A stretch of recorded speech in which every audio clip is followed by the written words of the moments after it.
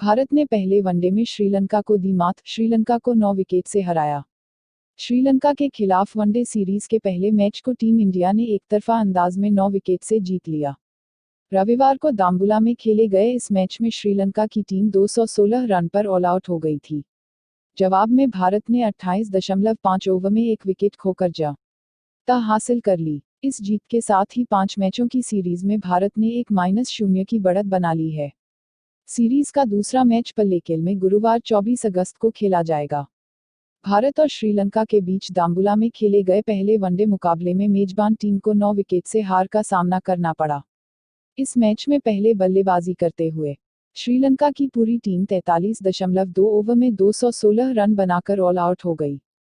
भारत को इस मैच में जीत के लिए 217 रन की चुनौती मिली। इसके बाद भारत ने धवन के शानदार शतक और विराट की दमदार पारी के दम पर श्रीलंका को आसानी से हरा दिया। इस मैच में विराट और धवन ने दूसरे विकेट के लिए रिकॉर्ड 197 रन की पार्टनरशिप की। श्रीलंका की धरती पर यह इस विकेट के लिए हुई सबसे बड़ी पार्टनरशिप है। इससे पहले ये रिकॉर्ड गंभीर और धोनी के नाम था, जिन्होंने 2009 में 188 रन की पार्टनरशिप की थी। नदियों का उफान थमने के बाद भी बाढ़ के हालात जस के तस। नेपाल से पानी छोड़ने के कारण उत्तर प्रदेश के सिद्धार्थनगर जिले में राप्ती को छोड़ बाकी नदियों का उफान थमने के बावजूद पिछले 1 सप्ताह से चल रहा बाढ़ अभी भी कहर बरपा रही है। आधिकारिक सूत्रों ने आज यहां बताया कि राप्ती नदी खतरे के निशान से 1 मीटर, बूढ़ी राप्ती 2 मीटर, कूड़ा नदी 1.5 मीटर ऊपर, घी नदी 40 सेंटीमीटर ऊपर और जमुआर नाला 2 मीटर ऊपर बह रहा है, जिससे जिले के 800 से ज्यादा गांव बाढ़ की चपेट में हैं। 400 से ज्यादा गांव बाढ़ के पानी से चारों तरफ से घिरे हैं। राप्ती का जलस्तर में अभी भी बढ़ रहा है, जबकि अन्य नदियों का जलस्तर स्थिर है। बांध कटने के कारण आसपास के गांव में व्यापक जानमाल के नुकसान।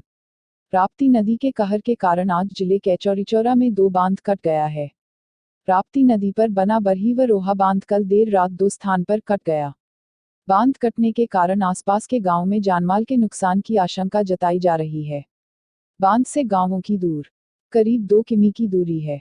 बांध पर पानी एकत्र होने के कारण क्षेत्र में 5 दिन से बिजली नहीं है। इस क्षेत्र में दुमरेला, दिवा, बौथा, सरार, भगने, गोपालपुर, सिलहटा, विशुनपुरा, रानापार, डुमरी व अमारी सहित लगभग 2 दर्जन गांवों का आवागमन रुक गया है। एनडीआरएफ की टीम पहुंच गई है। रात में बढ़त के बाद राप्ती नद आज 77.25 मीटर पर फिर स्थिर हो गई है। कल शाम तक स्थिर रहने के बाद राप्ती नदी गोरखपुर में आधा सेमी प्रति घंटे की रफ्तार से बने लगी थी। कल रात 12 बजे के लगभग राप्ती नदी का जल स्तर 77.15 मीटर पहुंचा गया था। उधर घाघरा नदी अयोध्या में घट रही है।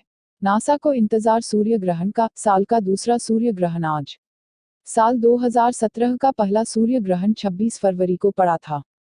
इससे 2 सप्ताह पहले साल का पहला चंद्र ग्रहण था। इसके बाद साल 2017 का दूसरा सूर्य ग्रहण 21 अगस्त को है।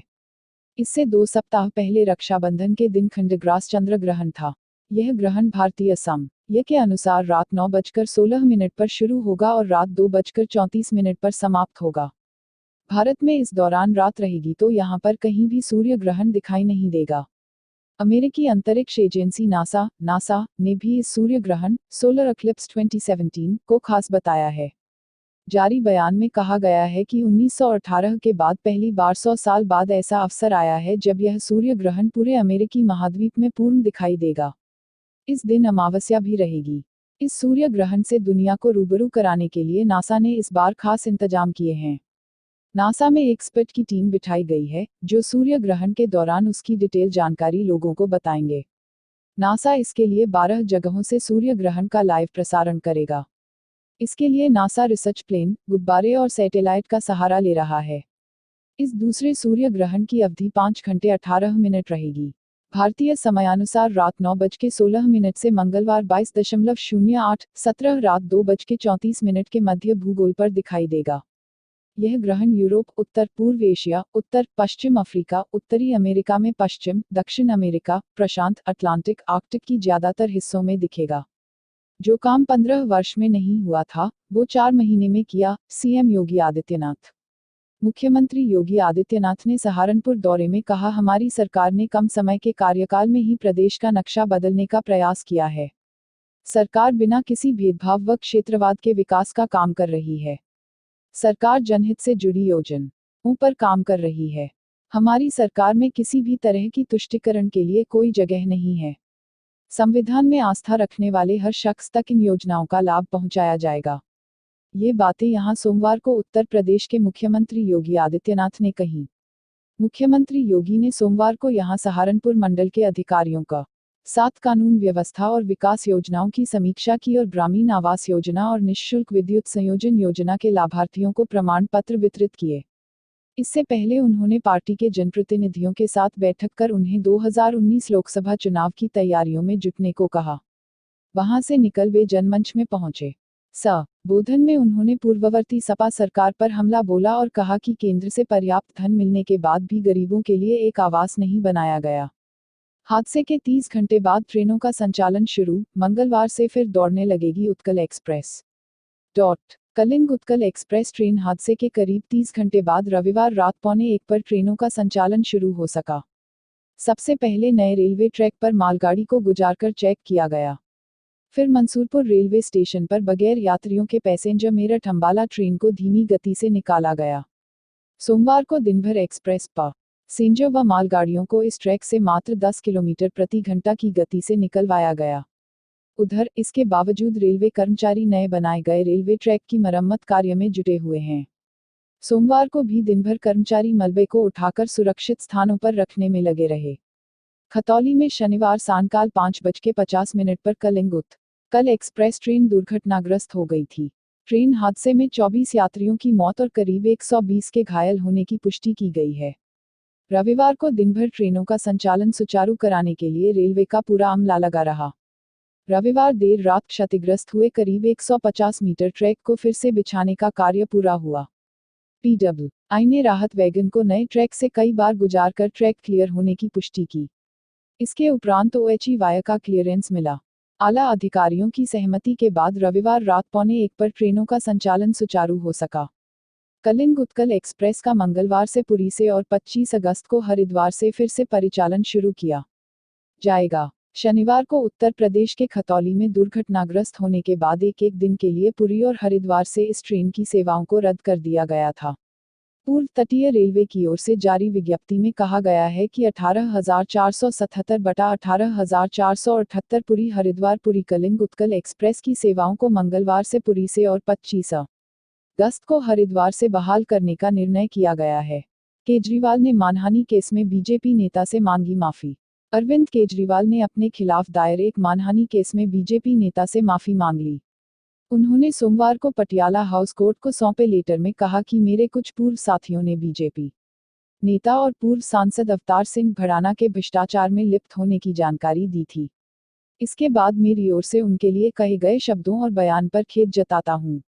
ये जानकारी बाद में झूठी निकली। बता दें कि बीजेपी नेता ने 2014 में मानहानि केस फाइल कर 1 करोड़ रुपए का हर्जाना मांगा था। केजरीवाल ने कोर्ट को दिए लेटर में कहा, अवतार सिंह भड़ाना की ओर से दायर मानहानि केस में कोर्ट को बताना चाहता हूं कि कुछ पूर्व साथियों के दिए इनपुट के आधार पर मेरे द्वारा बीजेपी नेता के खिलाफ बयान दिया गया। इससे उनकी प्रतिष्ठा को ठेस पहुंची। मुझे बाद में पता चला है कि उन पर लगाए आरोप झूठे निकले।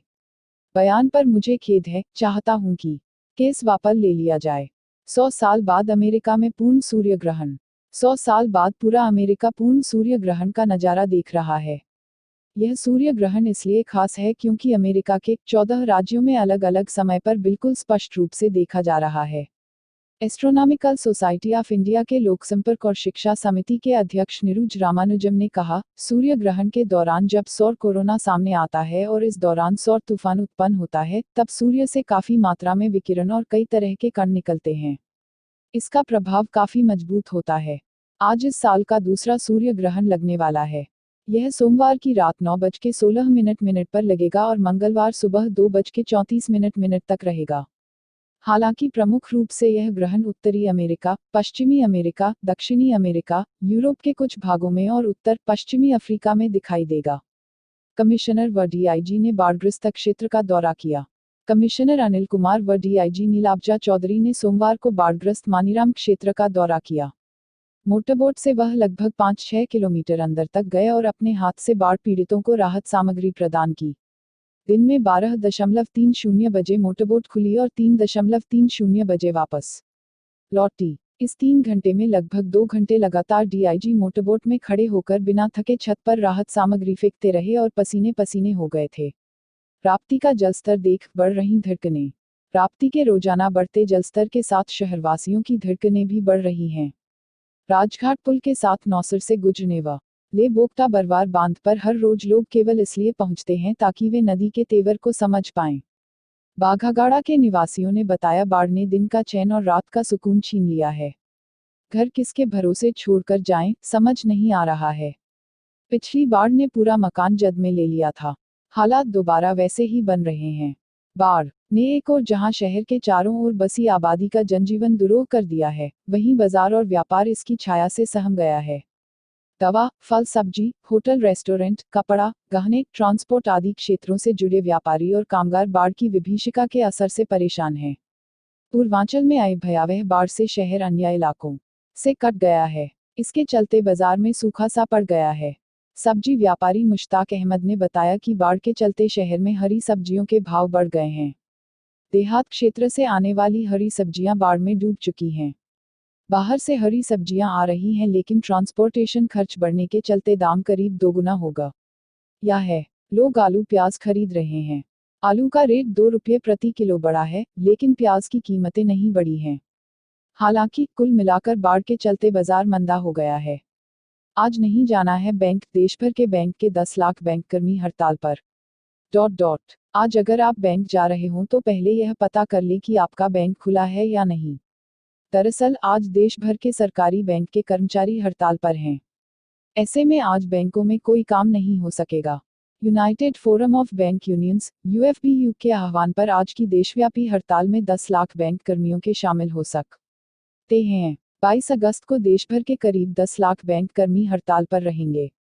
बैंक कर्मियों ने बैंकिंग सेक्टर में सुधार के विरोध में हड़ताल पर जाने का विरोध किया है। Indian banks association (IBA), chief labour commissioner और department of financial service (DFS) और united forum of bank union (UFBU) के बीच शुक्रवार को बातचीत असफल होने के बाद 22 अगस्त को हड़ताल पर जाने का फैसला किया गया है। United forum of Bank Unions (UFBU) 9 यूनियनों का प्रमुख निकाय है। इसके तहत All India Bank Officers Confederation (AIBOC), All India Bank Employees Association (AIBA) और National Organisation of Bank Workers (NOW) आती हैं। AIBOC के महासचिव DT फ्रैंको ने कहा, मुख्य श्रम आयुक्त के साथ सुलह सफाई बैठक विफल रही है। अब यूनियनों के पास हड़ताल पर जाने के अलावा कोई विकल्प नहीं है। सरकार और बैंकों के प्रबंधन की ओर से कोई आश्वासन नहीं मिला है। उन्होंने कहा कि यूनियनों की मांगों पर समाधान के सभी प्रयास विफल हो गए हैं। ऐसे में अब UFBU ने 22 अगस्त को हड़ताल पर जाने का फैसला किया है। AIBA के महासचिव CH वेंकटचलम ने कहा, हमारी मांगों में गैर निष्पादित आस्तियों को बट्टा खाते में नहीं डालना, जानबूझकर कर न चुकाने को आपराधिक अपराध घोषित करना और NPA की वसूली के लिए संसदीय समिति की सिफारिशों को लागू करना शामिल है। मुस्लिम महिलाओं को सुप्रीम कोर्ट ने दिलाई आज़ादी, ट्रिपल तलाक जायज नहीं पर अभी 6 महीने की रोक। 3 तलाक पर 18 महीने बाद सुप्रीम कोर्ट ने फैसला सुना दिया। 1000 साल पुरानी इस प्रथा पर 5 जजों की बेंच ने 3-2 की मेजॉरिटी से फैसला दिया। इसमें कहा गया कि 3 तलाक वॉइड, शून्य, अनकॉन्स्टिट्यूशनल, असंवैधानिक और इलीगल, गैरकानूनी है। बेंच में शामिल 2 जजों ने 3 तलाक पर 6 महीने की रोक लगा दी। कोर्ट ने कहा कि 3 तलाक कुरान के मूल सिद्धांतों का हिस्सा नहीं है और सरकार से इस पर कानून बनाने को कहा। बता दें कि सुप्रीम कोर्ट को ये तय करना था कि 3 तलाक महिलाओं के संवैधानिक अधिकारों का हनन करता है या नहीं, यह कानूनी रूप से जायज है या नहीं और 3 तलाक इस्लाम का मूल हिस्सा है या नहीं। मई में इस मामले में 6 दिन सुनवाई हुई थी। इसके बाद मंगलवार को फैसला आया। अब मामला मोदी सरकार के पाले में है। उसे आम राय का यम कर 3 तलाक पर कानून बनाना होगा। ट्रिपल तलाक पर सुप्रीम कोर्ट के 3 जजों के फैसले के आधार पर 9 करोड़ मुस्लिम महिलाओं की जीत हुई है। फैसला सुनवाई चीफ जस्टिस JS खेहर ने कहा कि ट्रिपल तलाक मुस्लिम समुदाय का 1000 साल पुराना आंतरिक मामला है। इस मामले पर सुप्रीम कोर्ट के 5 जजों की संवैधानिक पीठ ने 3-2 से अपना फैसला सुनाया। Justice Nariman, justice UU Lalit और जस्टिस कुरियन जोसेफ ने ट्रिपल तलाक को पूरी तरह गलत बताते हुए अपने फैसले में इसे असंवैधानिक करार दिया। सुप्रीम कोर्ट ने कहा कि केंद्र सरकार इस मामले पर अलग से कानून बनाए, क्योंकि सरकार इसके खिलाफ है। कोर्ट ने कहा कि यह मौलिक अधिकार का हनन नहीं है, लेकिन 6 महीने के अंदर कानून बने। 3 जजों ने ट्रिपल तलाक को असंवैधानिक करार दिया। केंद्र सरकार ने सुप्रीम कोर्ट में अपनी ओर से दिए हलफनामे में कहा था कि वह 3 तलाक की प्रथा को वैध नहीं मानती और इसे जारी रखने के पक्ष में नहीं है। सुनवाई के दौरान कोर्ट के समक्ष all India Muslim personal law board AIMPLB ने माना था कि वह सभी काजियों को एडवाइजरी जारी करेगा कि वे ट्रिपल तलाक पर न केवल महिलाओं की राय लें, बल्कि उसे निकाहनामे में शामिल भी करें।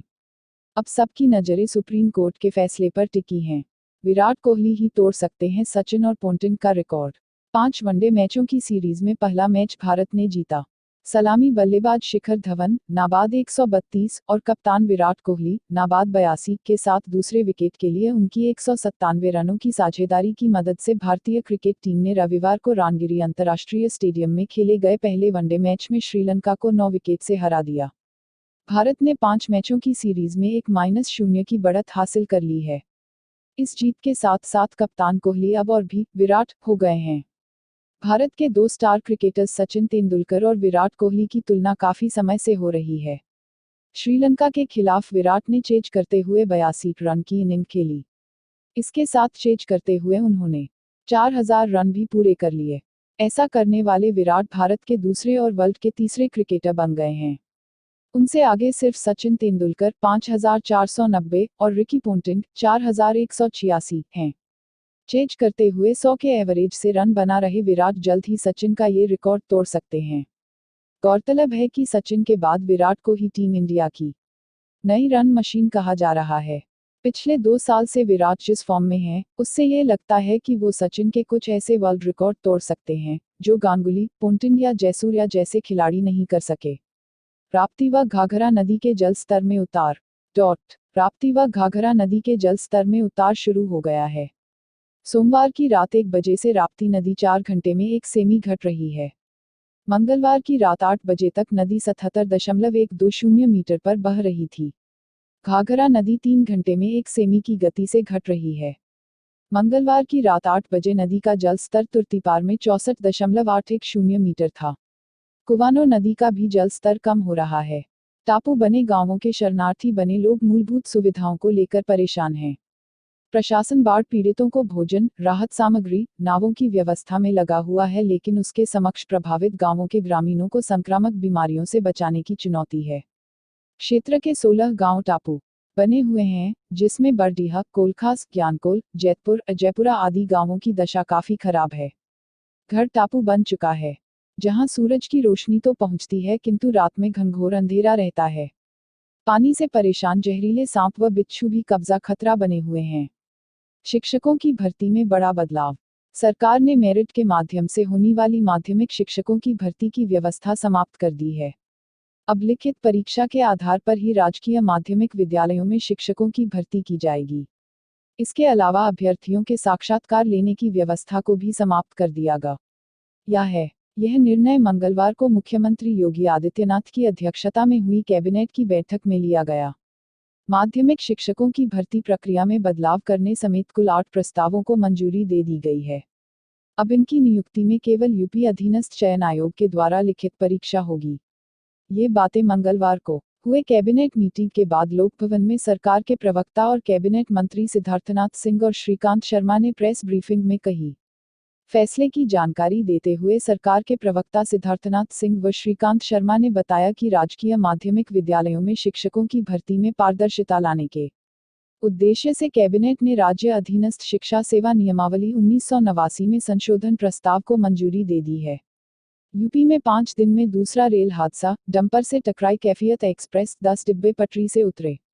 आजमगढ़ से दिल्ली जा रही कैफियत एक्सप्रेस ट्रेन 12225 अप औरैया जिले में दिल्ली हावड़ा रेल ट्रैक पर एक डंपर से टकरा गई। मंगलवार बुधवार की दरमियानी रात 2:40 बजे हुए इस हादसे में ट्रेन के इंजन समेत 10 डिब्बे पटरी से उतर जाने से 75 से ज्यादा लोग जख्मी हो गए हैं, जिसमें 21 की हालत नाजुक बनी हुई है। सभी जख्मियों को नजदीकी हॉस्पिटल में एडमिट कराया गया है। सूचना मिलते ही रेलवे प्रशासन मौके पर पहुंचकर राहत कार्य में जुट गया है। बता दें कि 19 अगस्त को मुजफ्फरनगर में खतौली के पास उत्कल एक्सप्रेस के 12 डिब्बे पटरी से उतर गए थे। हादसे में 24 लोगों की मौत हो गई थी। जानकारी के मुताबिक कानपुर और इटावा के बीच आने वाले अछलदा रेलवे स्टेशन के बीच वीरपुर गांव के पास यह हादसा हुआ है। यहां एक डंपर HR63B 9175 रेलवे ट्रैक को पार कर रहा था। उसी वक्त तेज रफ्तार में निकल रही कैफियत एक्सप्रेस ट्रेन उससे टकरा गई, जिससे करीब 10 डिब्बे पटरी से उतर गए। औरैया के DM और SP मौके पर मौजूद हैं। घायलों की मदद के लिए औरैया, इटावा और कन्नौज से एम्बुलेंस और पुलिस बल मंगा लिए गए हैं। राहत कार्य के लिए लखनऊ से NDRF की एक टीम भी रवाना हो चुकी है। उधर आजमगढ़ में रेल दुर्घटना की सूचना मिलते ही हड़कंप मच गया। ट्रेन में सफर कर रहे यात्रियों के परिजन अपनों की सलामती की खबर पता करने स्टेशन पहुंचने लगे हैं। सुरेश प्रभु ने की इस्तीफे की पेशकश। रेलवे मिनिस्टर सुरेश प्रभु ने बुधवार को नरेंद्र मोदी से मुलाकात की। हाल ही में हुए रेल हादसों की जिम्मेदारी लेते हुए इस्तीफे की पेशकश की। बाद में मीडिया से कहा, एक्सीडेंट से मुझे गहरा दुख पहुंचा है। कुछ लोगों की जानें गई हैं। मैंने PM से मिलकर इन हादसों की पूरी जिम्मेदारी ली है। उन्होंने मुझे इंतजार करने को कहा है। बता दें कि यूपी के खतौली हादसे में उत्कल एक्सप्रेस के हादसे में 22 लोगों की मौत हो गई थी, जबकि बुधवार को एक एक्सीडेंट में 80 लोग घायल हो गए थे। नवंबर 2014 में प्रभु को मोदी ने रेलवे जैसी अहम मिनिस्ट्री दी थी। इसके बाद से उनके टेन्योर में करीब 20 रेल हादसे हुए। इनमें से 9 बड़े एक्सीडेंट रहे। सुरेश प्रभु ने कहा, 3 साल से कम वक्त में मैंने अपना खून पसीना रेलवे को सुधारने में लगाया।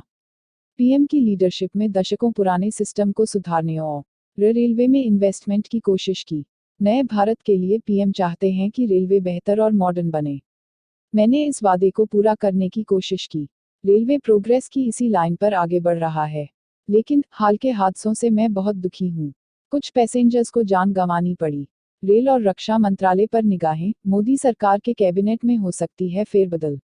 सूत्रों के हवाले से खबर है कि सुरेश प्रभु की इस्तीफे की पेशकश के बाद जल्दी होने वाले कैबिनेट फेरबदल में उनकी छुट्टी होगी। सूत्रों की माने तो सरकार उनके इस्तीफे को रेल हादसों से जोड़कर नहीं दिखाना चाहती है, बल्कि ऐसा शो करना चाहती हैं कि कैबिनेट फेरबदल में उनको हटाया है। वहीं रक्षा मंत्रालय जैसे अहम पद पर भी कैबिनेट फेरबदल के दौरान निगाहें होंगी। मानसून सत्र खत्म होने के बाद से ही कैबिनेट फेरबदल की चर्चा तेज हो चुकी है। हालांकि गुजरात राज्यसभा चुनाव आदि की वजह से फेरबदल की तारीख आगे बढ़ती रही। ऐसे में अब मोदी सरकार अपने तीसरे कैबिनेट फेरबदल के लिए तैयार है।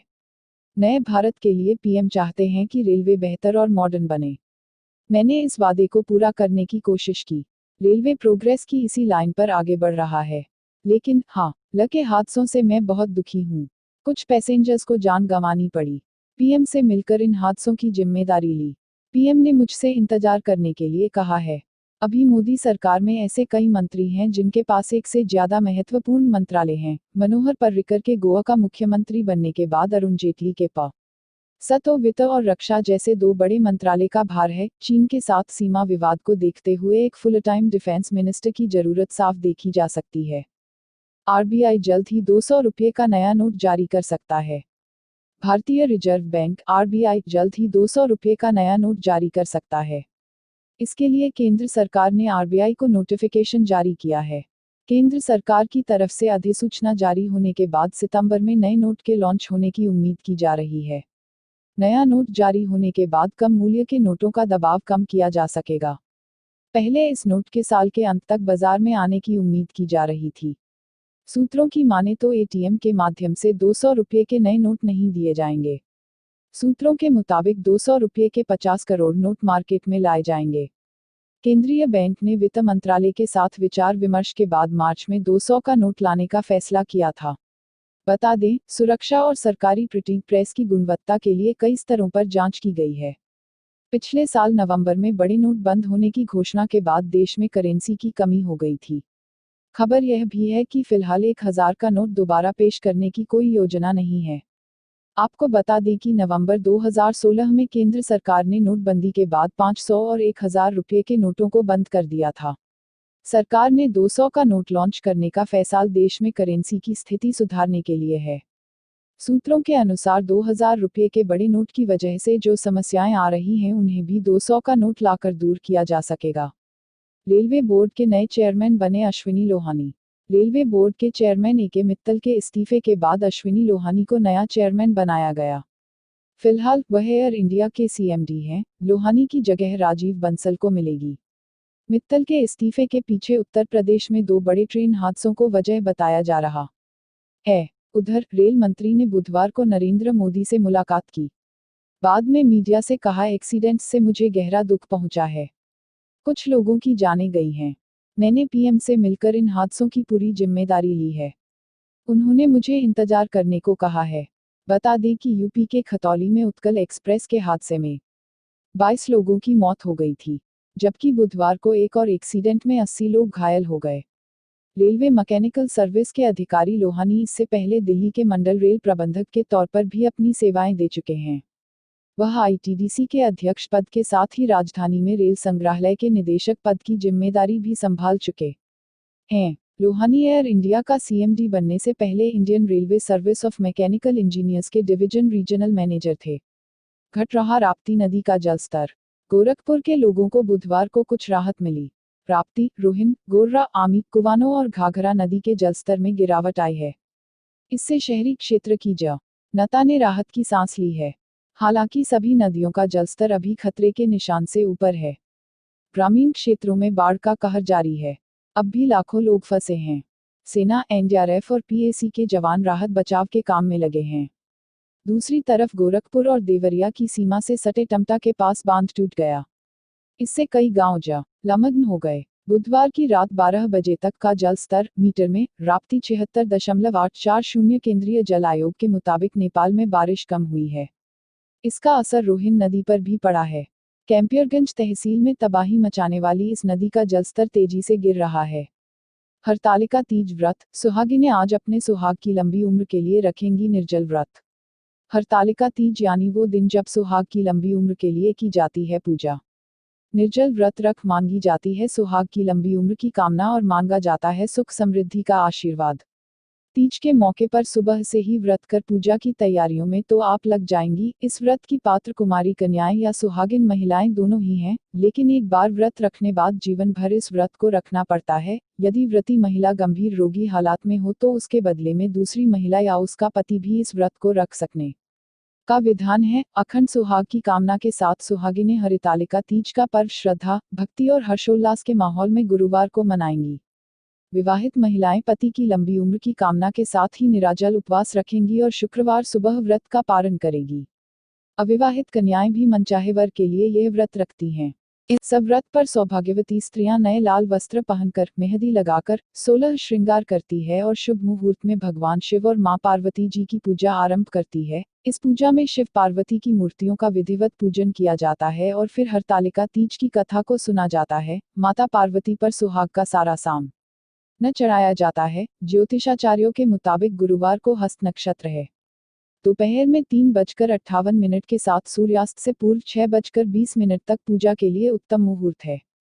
क्योंकि शिव पार्वती की पूजा के लिए प्रदोष सायंकाल को अत्यंत फलदायी माना जाता है। इस दिन व्रती महिलाएं भगवान शिव, माता पार्वती की बालू या मिट्टी की मूर्ति बनाकर पूजन करती हैं और मां पार्वती की कथा भी सुनती हैं। तैयारियों को लेकर तीज का प्रभाव बाजारों में भी नजर आया। इस व्रत के व्रती को शयन का निषेध है, इसके लिए उसे रात्रि में भजन कीर्तन के साथ रात्रि जागरण करना पड़ता है। प्रातःकाल स्नान करने के पश्चात श्रद्धा एवं भक्ति पूर्वक सुपात्र सुहागिन महिला को श्रृंगार सामग्री, वस्त्र, खाद्य सामग्री, फल, मिठाई और यथाशक्ति आभूषण का दान करना चाहिए। पूजा के लिए प्रदोषकाल सबसे उत्तम माना जाता है। इस दौरान शिव शक्ति की आराधना से सभी मुरादें पूरी होती हैं। सुबह स्नान ध्यान के बाद इस मांगलिक व्रत का संकल्प लेना चाहिए। मान्यता है कि दिन जो महिलाएं विधि विधान पूर्वक और पूर्ण निष्ठा से इस व्रत को करती हैं, वह अपने मन के अनुरूप पति को प्राप्त करती हैं। साथ ही यह पर्व दाम्पत्य जीवन में खुशी बरकरार रखने के उद्देश्य से भी मनाया जाता है। उत्तर भारत के कई राज्यों में इस दिन मेहंदी लगाने और झूला झूलने की प्रथा है। टीम इंडिया ने जीता टॉस। टीम इंडिया और श्रीलंका के बीच 5 मैचों की वनडे सीरीज का दूसरा मैच पल्लेकेले के मैदान पर खेला जा रहा है। टॉस हारकर पहले बल्लेबाजी करने उतरी श्रीलंका की टीम ने 3 ओवर में 0 विकेट गंवाकर 13 रन बना लिए हैं। निरोशन डिक्वेला 8 और दानिश गुनातिलका 5 क्रीज पर हैं। इससे पहले टीम इंडिया के कप्तान विराट कोहली ने एक बार फिर टॉस जीतकर पहले गेंदबाजी करने का फैसला किया और श्रीलंका की टीम को बल्लेबाजी का न्योता दिया। विराट कोहली ने टीम इंडिया में कोई बदलाव नहीं किया और कहा, हमारी प्लेइंग 11 में कोई बदलाव नहीं है। प्रयोग का मतलब खिलाड़ियों को अलग अलग तरह के रोल देना है। वैसे अभी 3 वनडे मैच और बचे हैं।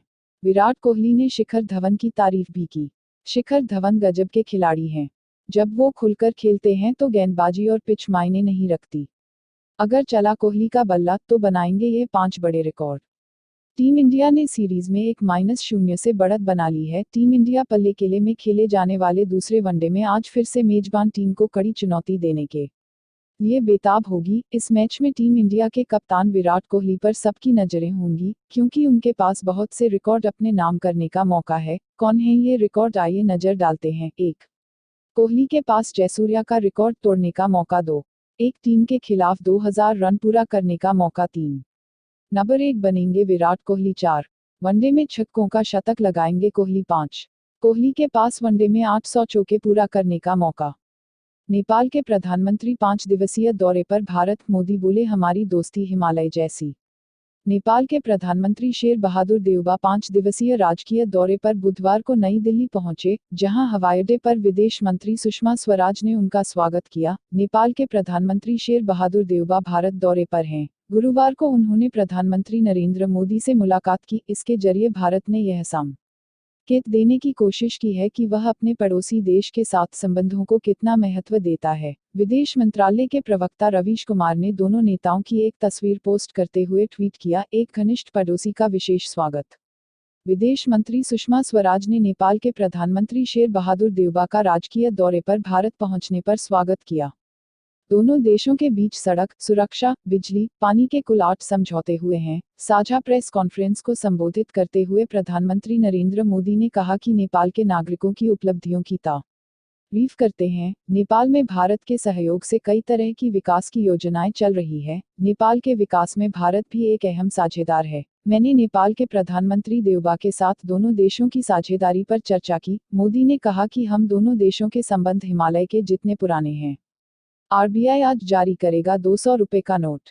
रिजर्व बैंक ऑफ इंडिया शुक्रवार को 200 रुपए का नोट जारी करेगा। बैंक ने इसे लेकर बुधवार को नोटिफिकेशन जारी किया था।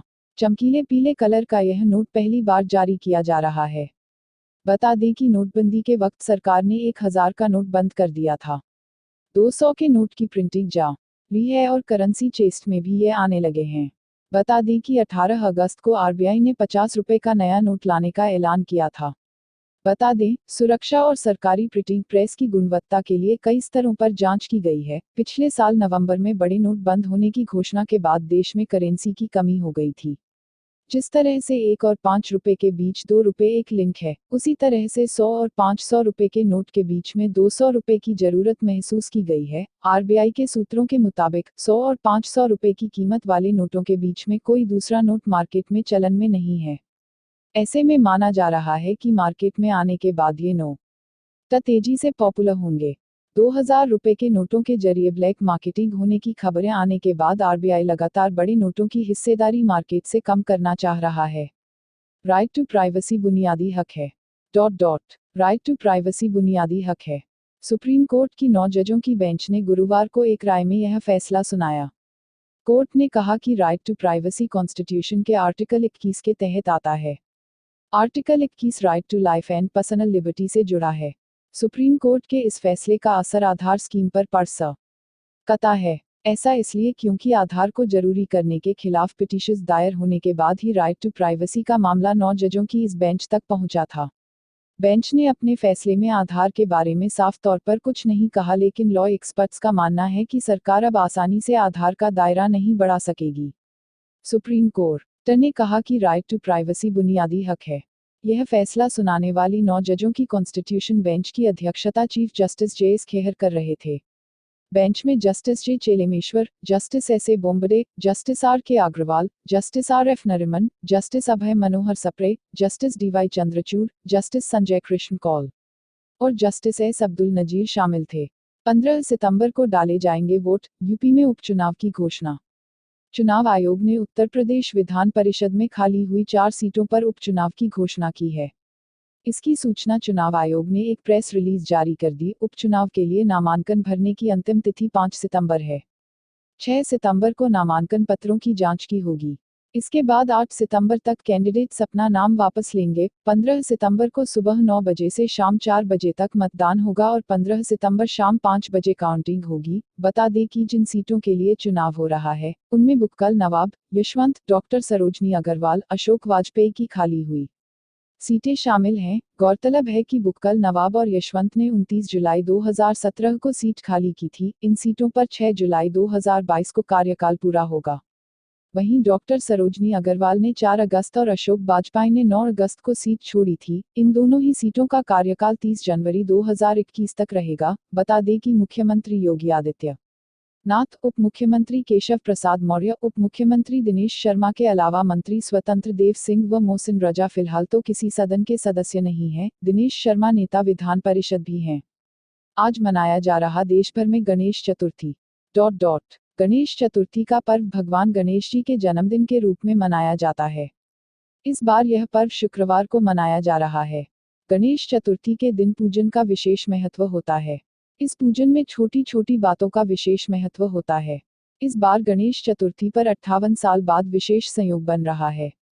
इस कारण इस बार गणेश चतुर्थी और भी अधिक खास हो गई है। हिंदू धर्म में प्रत्येक मंगल कार्य को शुरू करने से पहले भगवान गणेश का आह्वान किया जाता है। इस बार गणेश चतुर्थी 25 अगस्त 2017 को है। चतुर्थी 24 अगस्त 2017 को रात के 8:27 बजे शुरू होगी और 25 अगस्त 2017 को रात के 8:31 बजे समाप्त होगी। घर में या प्रतिष्ठान में गणेश जी की मूर्ति लाने का समय यह सुबह 7:38 से 8:32 तक रहेगा। वहीं गणेश पूजन का शुभ समय प्रातः 9:15 से 10:28 बजे तक और दोपहर 12:16 से 1:17 तक है। यौन शोषण मामले में राम रहीम दोषी करार।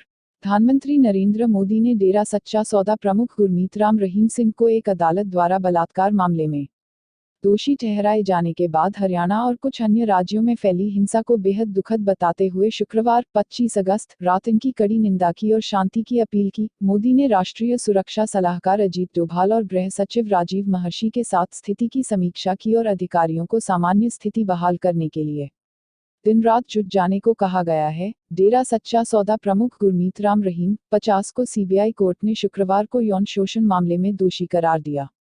सजा का ऐलान 28 अगस्त को होगा। फैसले के बाद हरियाणा पुलिस ने राम रहीम को कस्टडी में ले लिया। कार्यवाही के दौरान केवल 7 लोग कोर्ट के भीतर मौजूद रहे। फैसला आने का बाद डेरा सपोर्टर्स ने पंजाब, हरियाणा में हिंसा की भीड़ को तितर बितर करने के लिए आंसू गैस के गोले छोड़े गए। हरियाणा के सीएम मनोहर लाल खट्टर ने लोगों से शांति बनाए रखने की अपील की है। बता दें कि 2002 में एक साध्वी ने चिट्ठी लिखकर पंजाब हरियाणा हाईकोर्ट और तब प्रधानमंत्री रहे अटल बिहारी वाजपेयी को यौन शोषण की शिकायत भेजी थी। इसके बाद सीबीआई ने जांच की। 15 साल बाद मामले में फैसला आया। मामले में हरियाणा के 12 जिलों में तनाव है। फैसले के पहले हाईकोर्ट ने सेना पुलिस को फ्री हैंड दिया।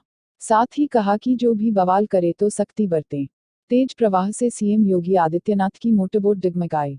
खड़खड़िया में राप्ती नदी की बीच धारा में तेज प्रवाह से सीएम योगी आदित्यनाथ की मोटरबोट डगमगा गई। यह देखकर बंधे पर खड़े बाढ़ पीड़ितों तक के होश उड़ गए। लोग मोटरबोट को वापस ले जाने के लिए चिल्लाने लगे, लेकिन सीएम योगी ने साहस का परिचय देते हुए एनडीआरएफ टीम को नदी मार्ग पर चलने का निर्देश दिया और कुछ देर बाद सभी लोग सुरक्षित कटान स्थल एवं बाढ़ पीड़ितों तक पहुंच गए। सीएम को शुक्रवार को राहत सामग्री वितरण, बाढ़ पीड़ितों से मुलाकात और कटान स्थल का निरीक्षण करना था। राहत सामग्री वितरण करने के बाद वह एनडीआरएफ की मोटरबोट से गुड़ियान बांध पर हुए कटान स्थल एवं बांध पर रह रहे पीड़ितों से मिलने के लिए राप्ती नदी से होकर जा रहे थे। फाइलों तक ही सीमित नहीं रहे आईएएस मोदी। प्रधानमंत्री नरेंद्र मोदी ने भारतीय प्रशासनिक सेवा के अधिकारियों को सलाह दी है कि वे खुद को फाइलों तक सीमित ना रखें। फैसलों का सही प्रभाव देखने के लिए जमीनी स्तर का दौरा करें। प्रधानमंत्री कार्यालय से जारी विज्ञप्ति के अनुसार शुक्रवार शाम प्रधानमंत्री से मिलने आए भारतीय प्रशासनिक सेवा के अधिकारियों के साथ बातचीत के दौरान मोदी ने उन्हें यह सलाह दी। प्रधानमंत्री ने भारत सरकार के विभिन्न विभागों में कार्यरत 80 अतिरिक्त सचिवों और संयुक्त सचिवों से बातचीत की। अधिकारियों के साथ प्रधानमंत्री मोदी ऐसी 5 मुलाकातें करने वाले हैं।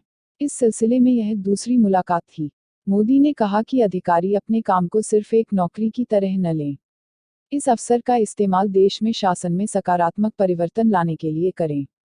उन्होंने अधिकारियों से तकनीकी हस्तक्षेप का शासन की प्रक्रिया को आसान बनाने में इस्तेमाल करने का आग्रह किया। प्रियंका गांधी को हुआ डेंगू, दिल्ली के सर गंगाराम हॉस्पिटल में भर्ती। प्रियंका गांधी को डेंगू हो गया है। बताया जा रहा है कि फीवर की शिकायत के बाद उन्हें 23 अगस्त को यहां सर गंगाराम हॉस्पिटल में भर्ती किया गया था। बाद में उन्हें डेंगू होने की पुष्टि हुई। उनका इलाज कर रहे डॉक्टरों का कहना है कि प्रियंका की हालत में लगातार सुधार हो रहा है।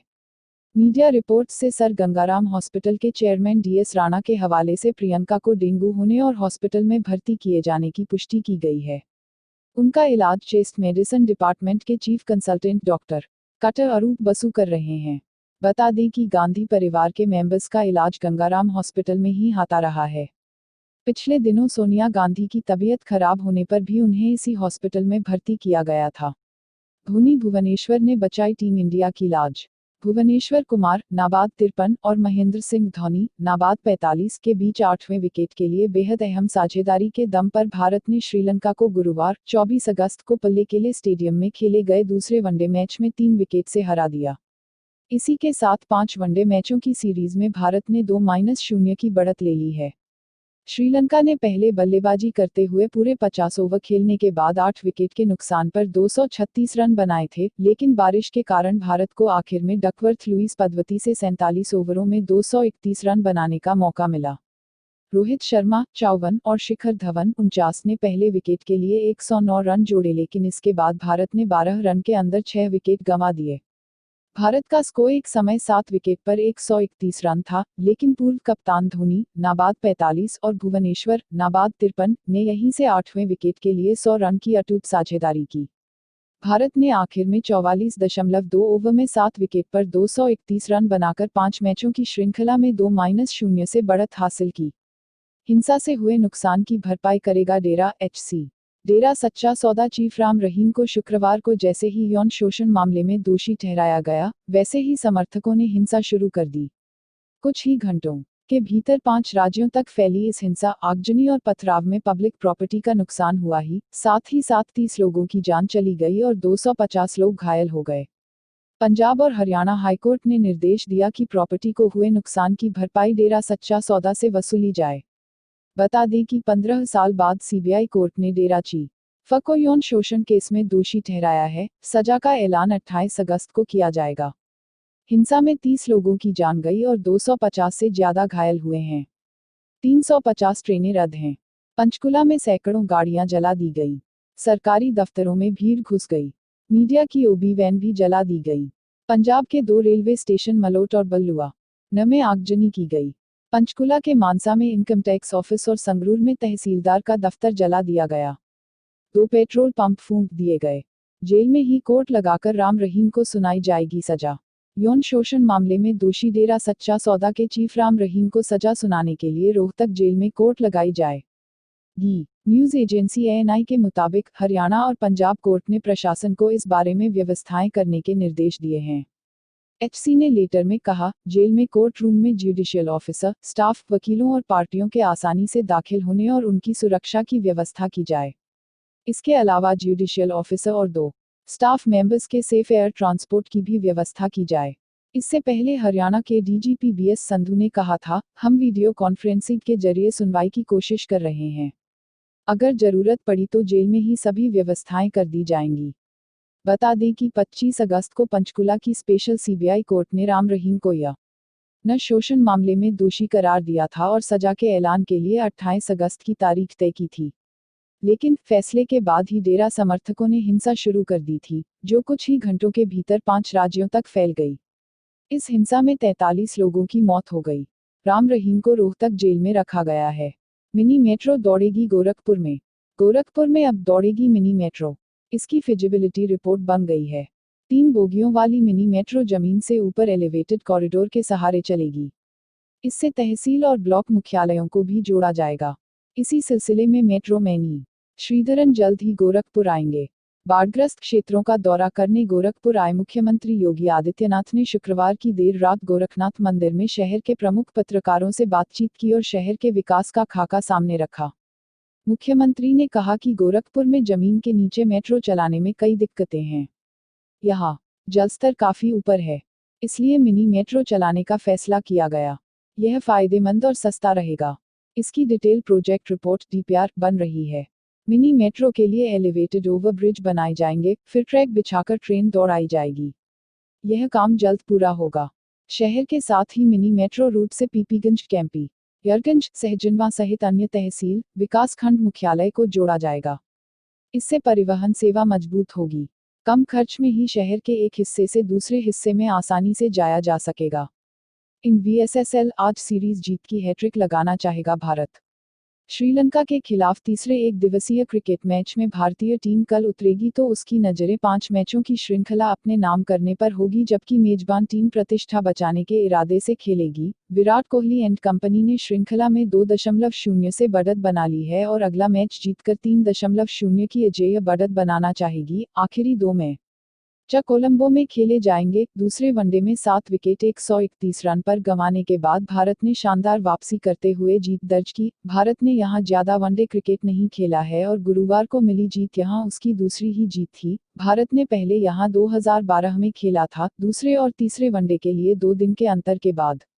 अब भारत उस लय को कायम रखने के मकसद से उतरेगा। देखना यह है कि टीम रणनीति में कोहली अपने बिंदास तेवर बरकरार रखते हैं या नहीं। भारत विराट कोहली, कप्तान शिखर धवन, रोहित शर्मा, केएल राहुल, मनीष पांडे, अजिंक्य रहाणे, केदार जाधव, एमएस धोनी, हार्दिक पांड्या, अक्षर पटेल, कुलदीप यादव, युजवेंद्र चहल, जसप्रीत बुमराह, भुवनेश्वर कुमार, शार्दुल ठाकुर। श्रीलंका चामरा कापुगेदारा, कप्तान दिनेश चांदीमल, लाहिरू तिरुमन्ना, एंजेलो मैथ्यूज, निरोशन डिक्वेला, धनुष्का गुंतिलका, कुशल मेंडिस, मिलिंदा सिरिवर्धना, मलिंदा पुष्पकुमारा, अकला धनंजया, लक्षण संदाकन, तिसारा परेरा, वानिंडू हसरंगा, लसित मलिंगा, दुष्मंता चाम विश्व फर्नांडो, उपुल थरंगा। बहरहाल धोनी और कोहली के पास नंबर 1 बनने का शानदार मौका है। धोनी ने अब तक वनडे में 99 स्टंपिंग की है और उन्हें वर्ल्ड रिकॉर्ड अपने नाम करने के लिए सिर्फ 1 स्टंपिंग की जरूरत है। उम्मीद की जा रही है कि तीसरे वनडे में धोनी इस विशेष उपलब्धि को अपने नाम कर लेंगे। वहीं विराट के पास साल 2017 में वनडे प्रारूप में सबसे ज्यादा रन बनाने के मामले में नंबर 1 बनने का शानदार मौका है। कोहली 42 रन बनाने के साथ ही इस उपलब्धि को अपने नाम कर लेंगे। आपका आधार डेटा हो चुका है चोरी।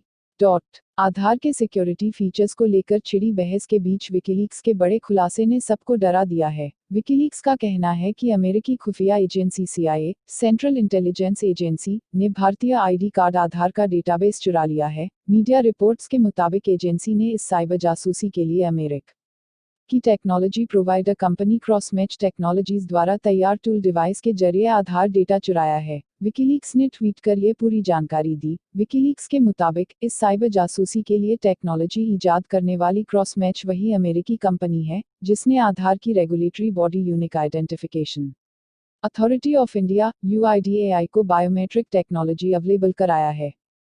लालू की देश बचाओ बीजेपी भगाओ रैली आज ममता और अखिलेश होंगे शामिल। पटना के गांधी मैदान में रविवार को होने वाली आरजेडी सुप्रीमो लालू प्रसाद यादव की देश बचाओ बीजेपी भगाओ रैली को लेकर पटना में तैयारियां पूरी हो चुकी है। इस रैली के माध्यम से लालू और उनका परिवार केंद्र की बीजेपी सरकार के खिलाफ हल्ला बोलेंगे। आरजेडी की देश बचाओ बीजेपी भगाओ रैली की तैयारियां जोरों पर है। लालू के छोटे बेटे और पूर्व उप मुख्यमंत्री तेजस्वी यादव खुद रैली की तैयारियों का जायजा ले रहे हैं। रैली को लेकर पूरा पटना पार्टी के हरे रंग के बैनर और पोस्टर से पटा है। शहर में कई जगह तोरणद्वार लगाए गए हैं। लालू और तेजस्वी के बड़े बड़े होर्डिंग्स से पटना रंगा नजर आ रहा है। आरजेडी के उपाध्यक्ष शिवानंद तिवारी ने कहा, रैली का एक मकसद विपक्ष को एकजुट करना है। 2019 के चुनाव में बीजेपी को सत्ता से दूर रखना है। आरजेडी, कांग्रेस, समाजवादी पार्टी, तृणमूल कांग्रेस, राष्ट्रवादी कांग्रेस पार्टी, झारखंड मुक्ति मोर्चा, झारखंड विकास मोर्चा, राष्ट्रीय लोकदल, भारतीय कम्युनिस्ट पार्टी और भारतीय कम्युनिस्ट पार्टी समेत करीब 16 पार्टियां शामिल हो सकती हैं।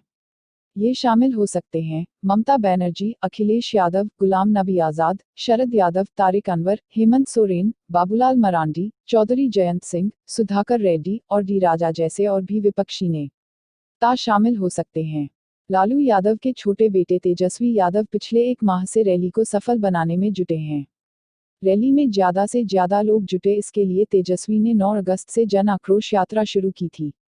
पश्चिम चंपारण से शुरू की गई इस यात्रा का मकसद लोगों को यह बताना था कि नीतीश ने बीजेपी के साथ सरकार बनाकर जनता के फैसले का अपमान किया है।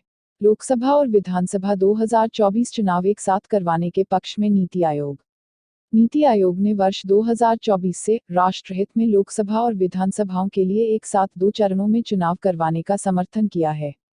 सरकारी थिंक टैंक ने हाल ही में जारी एक बयान में कहा कि भारत में सभी चुनाव स्वतंत्र, निष्पक्ष और एक साथ होने चाहिए ताकि चुनाव प्रचार के कारण शासन में कम से कम खलल पड़े। उसने कहा है, हम 2024 में लोकसभा चुनाव से एक साथ 2 चरणों में चुनाव कराने की ओर आगे बढ़ सकते हैं। इसमें अधिकतम एक बार कुछ विधानसभाओं के कार्यकाल में कटौती करनी होगी या कुछ को कार्यकाल विस्तार देना होगा।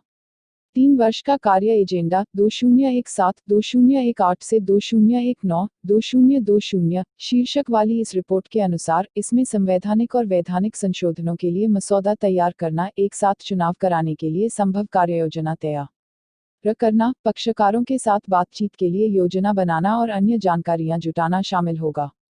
नीति आयोग ने इन सिफारिशों का अध्ययन करने और इस संबंध में मार्च 2018 की समय सीमा तय करने के लिए निर्वाचन आयोग को नोडल एजेंसी बनाया है।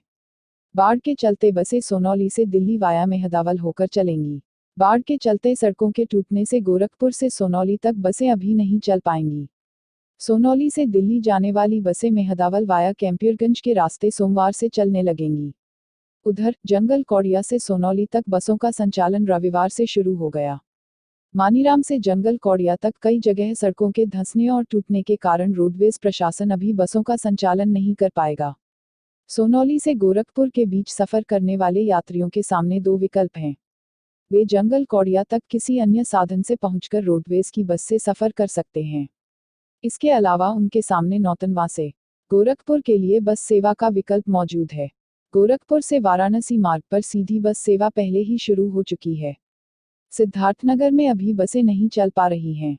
रोडवेज के आरएमएस के राय ने बताया कि रविवार को सोनौली से कैंपियरगंज मेहदावल होकर एक बस ट्रायल के तौर चलाई गई। कहीं भी दिक्कत नहीं आई। सोमवार से इस रूट पर दिल्ली और आनंद विहार की बसें चलने लगेंगी।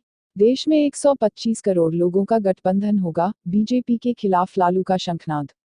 भाजपा के विरुद्ध विपक्षी एकता का प्रदर्शन करते हुए पश्चिम बंगाल की मुख्यमंत्री ममता बनर्जी, सपा अध्यक्ष अखिलेश यादव समेत कई दिग्गज नेताओं ने रविवार को यहां लालू प्रसाद की महारैली में मंच साझा किया। राजद प्रमुख लालू प्रसाद पहले ही कह चुके हैं कि भाजपा भगाओ, देश बचाओ रैली 2019 के लोकसभा चुनाव में भाजपा नीत राजग के पतन का सूत्रधार होगी। रैली में जदयू के बागी शरद यादव का मंच पर प्रसाद ने गले लगाकर स्वागत किया। वह पार्टी के आदेश का उल्लंघन कर रैली में शामिल हो रहे हैं, उन पर निष्कासन की तलवार लटक रही है। उनके साथ जदयू के राज्यसभा सदस्य अली अनवर भी थे। लालू यादव के बड़े बेटे तेज प्रताप यादव ने रैली का शंखनाद किया है। युवाओं को कंप्यूटर से चिपके रहने के बजाय बाहर मैदान में खेलने की सलाह दी मोदी। प्रधानमंत्री मोदी ने रविवार को अपने रेडियो कार्यक्रम मन की बात के माध्यम से युवाओं को अपने कंप्यूटर से चिपके रहने के बजाय बाहर मैदान में जाकर खेलने की सलाह दी। मोदी ने कहा कि प्ले स्टेशन खेलने से कहीं अधिक बेहतर प्लेइंग फील्ड जाकर खेलना है। पीएम मोदी ने चिंता जाहिर करते हुए कहा कि आज की पीढ़ी के युवा वास्तविक खेल खेलने से ज्यादा इलेक्ट्रॉनिक खेल को महत्व दे रहे हैं। मोदी ने कहा, कंप्यूटर के इस युग में मैं युवा पीढ़ी से आग्रह करूंगा कि मैदान में जाकर खेलना वीडियो गेम खेलने से ज्यादा महत्वपूर्ण है। प्रधानमंत्री ने यह बात 29 अगस्त को राष्ट्रीय खेल दिवस के संदर्भ में कही, जिसे हॉकी के जादूगर मेजर ध्यानचंद की याद में मनाया जाता है। मोदी ने कहा, कभी कभार कंप्यूटर पर फीफा गेम्स खेल लीजिए, लेकिन मैदान में भी जाकर वास्तविक फुटबॉल खेल में अपना प्रदर्शन करें। खुले मैदान में आसमान के नीचे क्रिकेट खेलने का अपना अलग मजा है। टेस्ट के बाद वनडे सीरीज पर भी भारत का कब्जा। टीम इंडिया ने टेस्ट में श्रीलंका का सफाया करने के बाद वनडे सीरीज भी जीत ली है। तीसरे वनडे में विराट ब्रिगेड ने मेजबान टीम को 6 विकेट से मात दी। इसके साथ ही टीम इंडिया ने 5 मैचों की सीरीज में 3-0 की अपराजेय बढ़त ले ली। भारत की जीत में रोहित शर्मा और महेंद्र सिंह धोनी के बीच 5वें विकेट के लिए 157 रनों की अविजित साझेदारी निर्णायक साबित हुई। सीरीज का पहला वनडे भारत ने 9 विकेट से और दूसरा वनडे 3 विकेट से जीता था। अब चौथा वनडे 31 अगस्त को खेला जाएगा। मैच में टॉस जीतकर पहले बैटिंग करते हुए मेजबान टीम ने 50 ओवरों में 9 विकेट पर 217 रन बनाए थे, जिसमें लाहिरू थिरिमाने ने सबसे ज्यादा 80 रन की इनिंग खेली। वहीं दिनेश चांडिमल ने 36 और सिरिवर्धना ने 29 रन बनाए थे। जवाब में टारगेट का पीछा करने उतरी भारत की शुरुआत बिल्कुल भी अच्छी नहीं रही और 9 रन पर पहला विकेट गिर गया। इसके बाद 61 रन पर लगातार 2 विकेट गिरने के बाद टीम पर हार का खतरा मंडराने लगा। हालांकि 5वें विकेट के लिए हुई 157 रन की पार्टनरशिप के बाद टीम ने यह मैच बड़ी आसानी से जीत लिया। श्रीलंका की ओर से धनंजय ने 2 तो मलिंगा और फर्नांडो ने 1-1 विकेट लिया। भारत की ओर रोहित शर्मा ने सेंचुरी लगाते हुए 124 रन बनाए। वहीं एमएस धोनी ने 67 रन की मैच विनिंग इनिंग खेली। भारतीय टीम ने 45.1 ओवर में 218 रन बनाकर मैच जीत लिया। जसप्रीत बुमराह को उनकी जबरदस्त बॉलिंग की वजह से मैन ऑफ द मैच चुना गया। मुझे माफ कर दो, कोर्ट में फूट फूट कर रोते हुए बोले राम रहीम। 2 साध्वियों के रेप केस में डेरा सच्चा सौदा प्रमुख राम रहीम को सीबीआई की स्पेशल कोर्ट ने 10-10 साल की सजा सुनाई। यानी डेरा चीफ को कुल 20 साल जेल में गुजारने होंगे। कोर्ट ने राम रहीम पर कुल 30 लाख रुपए का जुर्माना लगाया। इसमें 15-15 लाख रुपए का जुर्माना 2 रेप केस के लिए है। 14-14 लाख रुपए दोनों रेप विक्टिम साध्वियों को हर जाने के रूप में देने होंगे। सजा सुनाए जाने पर राम रहीम कोर्ट रूम में फूट फूट कर रोने लगा। सजा के खिलाफ डेरा सच्चा सौदा हाईकोर्ट में अपील करेगा। बता दें कि यह रेप केस 15 साल चला था। बीते शुक्रवार कोर्ट ने डेरा प्रमुख को दोषी ठहराया था। रोहतक में सुनवाई दोपहर 2 बजे के बाद शुरू हुई। पंचकुला से जज जगदीप सिंह हेलीकॉप्टर से रोहतक पहुंचे थे। उन्होंने दोनों पक्षों को बहस के लिए 10-10 मिनट का समय दिया था। बचाव पक्ष ने कहा कि राम रहीम समाज सेवी हैं। उन्होंने जन कल्याण के बहुत कार्य किए हैं। इसका संज्ञान लेते हुए नरमी बरती जानी चाहिए। वकील ने बाबा की सेहत का भी हवाला दिया कि इनकी तबीयत ठीक नहीं रहती है, इनके साथ नरमी बरती जाए। सीबीआई का वकील इस पर अड़ा रहा कि बाबा को उम्रकैद की सजा होनी चाहिए, क्योंकि जिस समय शिकायतकर्ता साध्वियों के साथ रेप हुआ उस समय वो नाबालिग थी। अभियोजन पक्ष ने बलात्कार के दोषी राम रहीम के लिए अधिकतम सजा की मांग की। बहस पूरी होने के बाद जज जगदीप सिंह के सामने रो पड़ा रेप का दोषी राम रहीम। बोला, मुझ पर रहम कर दीजिए जज साहब। इसके बाद जज थोड़ी देर के लिए कोर्ट रूम से बाहर चले गए। राम रहीम सिंह को दफा 376, 511, 506 के तहत दोषी ठहराते हुए 10 साल जेल की सश्रम कारावास की सजा सुनाई गई। 65,000 का जुर्माना भी लगाया। सजा सुनाए जाने के बाद राम रहीम कोर्ट में ही फर्श पर बैठकर फूट फूट कर रोने लगा। उसने वहां से उठने से भी मना कर दिया। कहा, मैं यहां से कहीं नहीं जाऊंगा। सजा सुनाने के बाद राम रहीम को मेडिकल जांच के लिए ले जाया गया, क्योंकि उसने बीमारी का बहाना बनाया था। उसकी मेडिकल जांच सामान्य निकली। इसके बाद राम रहीम सिंह को जेल के कपड़े पहनाए गए। चाय पीने के लिए मांगी तो नहीं दी गई। राम रहीम को जेल में वीआईपी ट्रीटमेंट देने के लिए प्रशासन को फटकार भी लगाई गई। टीवी रिपोर्ट्स के मुताबिक सिरसा में डेरा समर्थकों ने 2 गाड़ियां फूंक दी तो फुलका में भी उन्होंने जमकर आगजनी की। वैसे मीडिया रिपोर्ट्स में यह भी कहा जा रहा है कि इन गाड़ियों में खुद आग लग गई। फिलहाल पुलिस वहां पहुंच गई है और मामले की जांच में जुट गई है। चंडीगढ़ में सीएम ने बुलाई इमरजेंसी बैठक। सजा के ऐलान के बाद बुलाई गई बैठक। डोकलाम से दोनों देश आर्मी हटाएंगे। भारत और चीन डोकलाम से अपने अपने जवानों को पीछे हटाने पर राजी हो गए हैं। विदेश मंत्रालय के सोमवार को सामने आए बयान से यही संकेत मिले। बयान के मुताबिक हाल ही के हफ्तों में भारत चीन ने डोकलाम मुद्दे पर डिप्लोमेटिक कम्युनिकेशन बनाए रखा। इस दौरान दोनों देशों ने एक दूसरे की चिंताओं और आपसी हितों की बात की। इसी बुनियाद पर डोकलाम से जवानों का डिसंगेजमेंट करने पर रजामंदी बनी। यह प्रोसेस जारी है। इस बीच सोर्सेस ने न्यूज एजेंसी एएनआई को बताया कि चीन ने बॉर्डर से रोड बनाने के इक्विपमेंट और बुलडोजर्स हटा लिए हैं। बता दें कि दोनों देशों के बीच जून से विवाद था और अब 72 दिनों बाद ये मसला हल हो चुका है। भारत सरकार के एक शीर्ष अधिकारी के मुताबिक चीन की सेना अपने बुलडोजरों के साथ डोकलाम के विवादित इलाके से चली गई है और उन तंबुओं को भी हटा दिया है जो उन्होंने वहां गाड़े थे। अधिकारी ने नाम का खुलासा नहीं करने की शर्त पर बताया कि विवादित इलाके में करीब 1700-1800 चीनी सैनिक थे। वे सभी वहां से चले गए हैं। इस विवादित इलाके में चीनी सैनिक सड़क बनाने की कोशिश कर रहे थे। उन्होंने सोमवार रात समाचार एजेंसी पीटीआई को बताया कि भारतीय सैनिक भी विवादित इलाके से लौट आए हैं। अब उस क्षेत्र में किसी देश की सेना तैनात नहीं है। यह विवाद जून में उस वक्त शुरू हुआ था जब भारतीय सैनिकों ने विवादित क्षेत्र में चीन की ओर से सड़क बनाए जाने का विरोध किया था। अधिकारी ने कहा, बुलडोजर ले जाए गए हैं, तंबुओं को हटा लिया गया है और उस चीनी झंडे को भी हटा लिया गया है जिसे उन्होंने वहां फहराया था। इससे पहले सुबह में विदेश मंत्रालय ने कहा कि भारत और चीन डोकलाम में गतिरोध की जगह से अपनी अपनी सेना पीछे हटाने पर सहमत हुए हैं। हालांकि इससे पहले डोकलाम विवाद को लेकर सोमवार को असमंजस की स्थिति बन गई थी। असेंबली बाइपोल में दिल्ली की बवाना सीट आप की झोली में। आंध्र प्रदेश, गोवा और दिल्ली की 4 असेंबली सीटों पर हुए उपचुनाव के नतीजे सोमवार को आए। दिल्ली में बवाना सीट पर 2 साल बाद आम आदमी पार्टी को फिर से जीत मिली। आप कैंडिडेट रामचंद्र ने बीजेपी के वेद प्रकाश को 24,000 वोट से हराया। पार्टी से निकाह ले गए पूर्व मंत्री कपिल मिश्रा ने तंज कसते हुए अरविंद केजरीवाल को जीत की बधाई दी। वहीं गोवा की दोनों सीटें बीजेपी के खाते में आईं। पणजी में सीएम मनोहर पर्रिकर और वालपेई में विश्वजीत राणे को जीते। उधर आंध्र की नंदयाल सीट पर टीडीपी के भूमा ब्रह्मानंद रेड्डी को जीत मिली। इन चारों सीटों पर 23 अगस्त को वोट डाले गए थे। नवरात्रि के लिए रेलवे चलाएगा स्पेशल साप्ताहिक ट्रेन। नवरात्रि को देखते हुए रेलवे ने अभी से तैयारी करना शुरू कर दी है। त्योहारों के चलते यात्रियों की बढ़ती भीड़ और उनकी सुविधा के मद्देनजर पूर्वोत्तर रेलवे कोलकाता से छपरा और आसनसोल पश्चिम बंगाल के बीच पूजा स्पेशल साप्ताहिक ट्रेन चलाने का रहा है। पूर्वोत्तर रेलवे के मुख्य जनसंपर्क अधिकारी संजय यादव ने आईपीएन को बताया कि आगामी त्योहारों के अवसर पर यात्रियों की सुविधा के लिए रेल प्रशासन ने कोलकाता छपरा आसनसोल पूजा स्पेशल साप्ताहिक ट्रेन का संचालन 7 फेरों में करने का निर्णय लिया है। 03135 कोलकाता छपरा स्पेशल साप्ताहिक ट्रेन कोलकाता से प्रत्येक सोमवार 18, 25 सितंबर, 02, 09, 16, 23 एवं 30 अक्टूबर को और 03136 छपरा आसनसोल स्पेशल साप्ताहिक ट्रेन छपरा से प्रत्येक मंगलवार 19, 26 सितंबर, 03, 10, 17, 24 एवं 31 अक्टूबर 2017 को चलाई जाएगी। आधार डेटा चोरी से यूआईडीएआई ने किया साफ इनकार।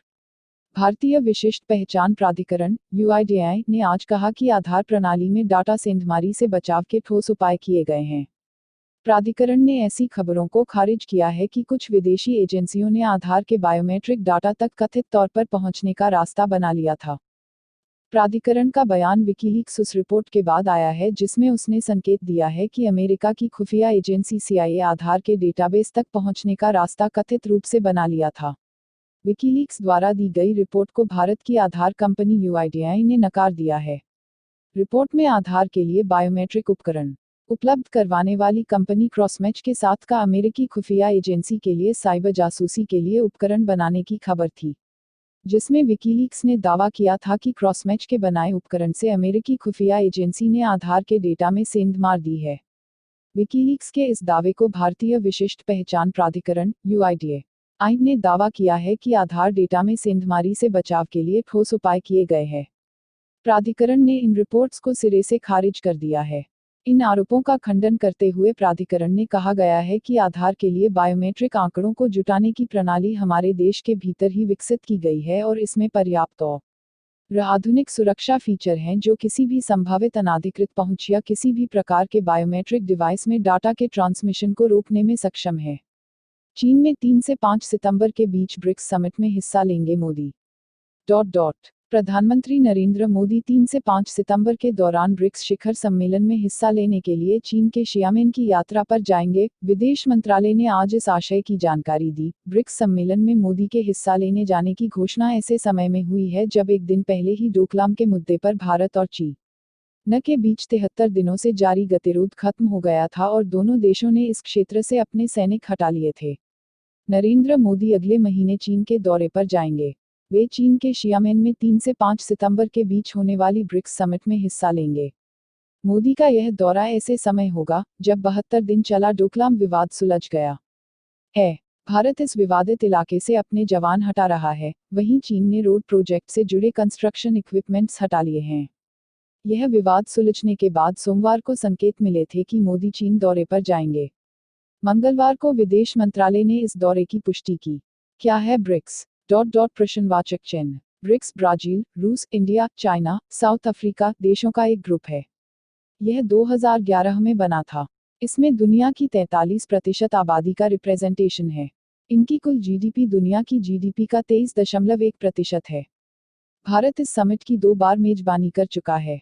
इस ग्रुप को बनाने का मकसद अपने इकोनॉमिक और पॉलिटिकल दबदबे से वेस्टर्न कंट्रीज के रुतबे को चुनौती देना है। ब्रिक्स ने वॉशिंगटन में मौजूद इंटरनेशनल मॉनेटरी फंड और वर्ल्ड बैंक के मुकाबले अपना खुद का बैंक बनाया है। मुंबई में आफत की बारिश। मुंबई में सुबह से हो रही भारी बारिश के कारण जगह जगह भारी जलजमाव हो गया है। बांद्रा रेलवे स्टेशन पर सिग्नल फेल हो गई जिसके कारण 15 मिनट से लोकल सेवा ठप हो गया। मीडिया की खबरों के मुताबिक भारी बारिश के कारण हवाई सेवा भी बाधित है। शाम 4:30 बजे हाई टाइड की चेतावनी दी गई है। मुंबई में अगले 2 दिनों तक भारी बारिश की चेतावनी दी गई है। बता दें कि एक हफ्ते की राहत के बाद शनिवार सुबह से सोमवार देर शाम तक मुंबई भारी बारिश का गवाह रहा जिसके कारण यहां ट्रैफिक की रफ्तार धीमी पड़ गई। मुंबई के केईएम अस्पताल में तो इतना पानी भर गया जिसे देख हर कोई हैरान रह गया। भाजपा की कथनी और करनी में काफी फर्क रहता है। मायावती। उत्तर प्रदेश की पूर्व मुख्यमंत्री और बसपा अध्यक्ष मायावती ने प्रधानमंत्री नरेंद्र मोदी पर कथनी और करनी में अंतर का आरोप लगाते हुए कहा कि हाईकोर्ट की सख्त टिप्पणियों के बाद भी हरियाणा के मुख्यमंत्री मनोहर लाल खट्टर को बर्खास्त न करना यह दर्शाता है कि नरेंद्र मोदी की कथनी और करनी में बहुत अंतर है। लखनऊ में जारी एक बयान में मायावती ने मोदी पर हमला बोला। उन्होंने कहा कि प्रधानमंत्री का मन की बात में यह कहना कि आस्था के नाम पर हिंसा बर्दाश्त नहीं की जाएगी, ढकोसला जान पड़ती है। भाजपा की कथनी और करनी में काफी फर्क रहता है। मायावती ने कहा कि डेरा प्रमुख गुरमीत राम रहीम सिंह को दुष्कर्म का दोषी करार दिए जाने के बाद हरियाणा और आसपास में सरकारी संरक्षण में गुजरात की तरह हिंसा कराई गई। मोदी की बात में थोड़ी भी सच्चाई होती तो हरियाणा के मुख्यमंत्री अब तक बर्खास्त हो चुके होते। ऐसा नहीं किए जाने से साबित होता है कि भाजपा का शीर्ष नेतृत्व केवल उपदेश देने और बड़ी बड़ी बातें करने में ही विश्वास करता है। बसपा मुखिया ने कहा कि प्रधानमंत्री ने मन की बात में 15 अगस्त को लाल किले से कई बातों को दोहराया, लेकिन भाजपा शासित राज्यों में किसी भी सरकार ने इस पर अमल नहीं किया। उन्होंने आरोप लगाया कि भाजपा का शीर्ष नेतृत्व अपना अहंकारी स्वभाव बदलने को तैयार नहीं है। ये लोग खुद को संविधान और कानून से ऊपर मानते हैं। उनका सोचना है कि वह जो भी करते हैं वही देशभक्ति है। अब पाठ्यक्रम में शामिल होगा तलाक का विषय, मदरसों का बड़ा फैसला।